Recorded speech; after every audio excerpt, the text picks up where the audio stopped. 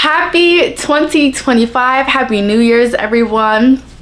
If you're new here and this is your first time visiting our channel, my name is Gabrielle Kazaya. Make sure you like, comment, and subscribe.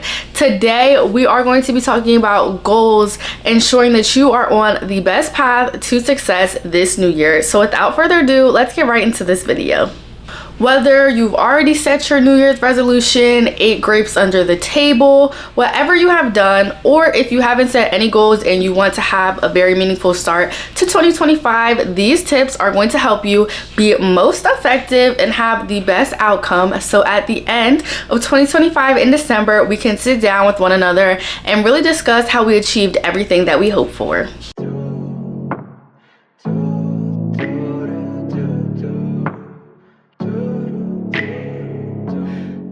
My first tip for setting goals of any kind is start small.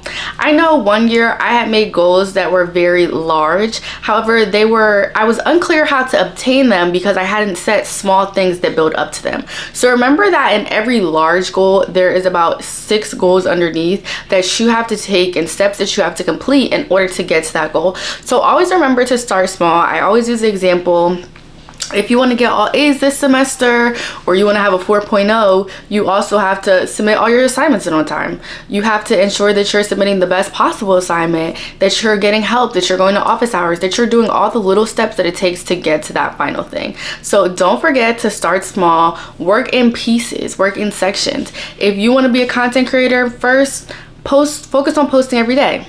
Then focus on improving the quality of your content. After that, focus on the captions, the video, the editing. Finish, how are you presenting yourself? Who is your brand? What do they represent? Then focus on getting brand deals, sponsorships, brand trips, expanding to a different platform, etc. So everything is building off of each other. Just remember, start small, y'all. We do not want to feel overwhelmed. The new year is just beginning. So let's start small. Let's work on our small goals, and we're going to get the most impact at the end of the year because we've put in all these small habits to get to us to the final goal.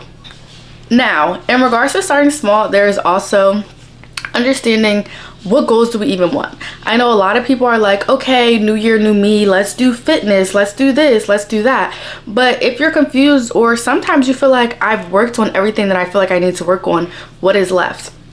I recommend starting by doing a list that about 2024. So basically, let me show y'all. Excuse me. I did a list. Oh wait, that's actually the wrong list. That's hilarious. I did a list of my 2024 accomplishments. This was just the beginning. I literally wrote this in less than 5 minutes because I just wanted to start getting some things out on paper. I wrote down all my accomplishments. I looked at how that aligned with my 2024 vision board. What did I accomplish off that vision board? What do I feel like still needs work? What do I feel like I missed completely, like dropped the ball, that was not accomplished? From there, I was able to assess myself and like say, okay, Gabby, you might have gone to the gym half of the year and for 6 months you were very consistent, but these last 3 months you really fell off. So let's focus on a new way to be consistent in the gym. Okay, Gabby, you did great in these classes, but you struggled in this subject. You need to focus on that. Okay, I didn't spend on this, but I was still in Target, and what I was spending on used to be perfume and handbags has now turned into home decor. Let's focus on how we should be allocating the spending better. And I think those analyzing and assessing how you did in the past and then refocusing on how you want to do in the future will really help you when figuring out what goal is the best goal for you to make this year, especially because you know your habits. You of course may want to change some habits in the new year, but you also know that like repetition and like doing something multiple times builds it as a habit. So if you're so used to doing something one way, you're going to have to train your mind, your body to do it a different way.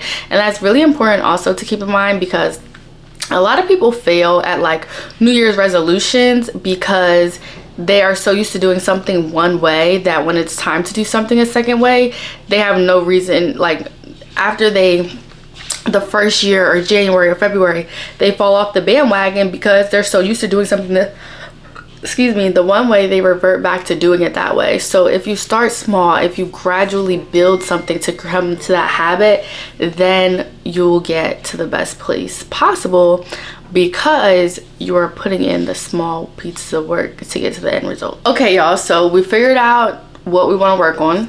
We've known that we have to do it in small steps to get to the big goal. Now we have to write them down. Like, write down your goals. Either it can be on paper, it can be on notes, and then from you writing down your goals, I'm a big believer in like vision boards. I know some people call them prayer boards. I think I kind of do a mix of both. Like, it's my vision board, and I do be praying to God that my vision comes true. But whatever you believe in, if you don't believe in a higher power, put it down visually so you can see it.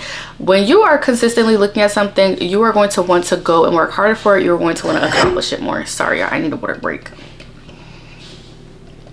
So with that being said, I always keep my vision board on my phone. I actually have an old vision board. Let me show y'all.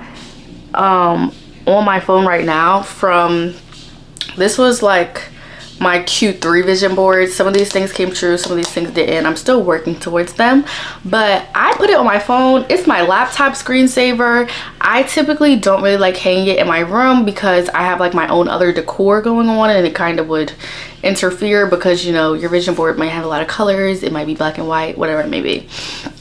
Put it somewhere you can see. I know sometimes there were some things on my vision board that I wanted like more private that I wanted to accomplish. So sometimes I would have an alternative one like in my photos. I know a few years ago I had a vision board and like wanted to like physically cross off something every time I accomplished it. So I will alter the vision board and remove that image because like I did that. Make it in Canva is super simple. I know Pinterest has collages now, so you can definitely make it in there too.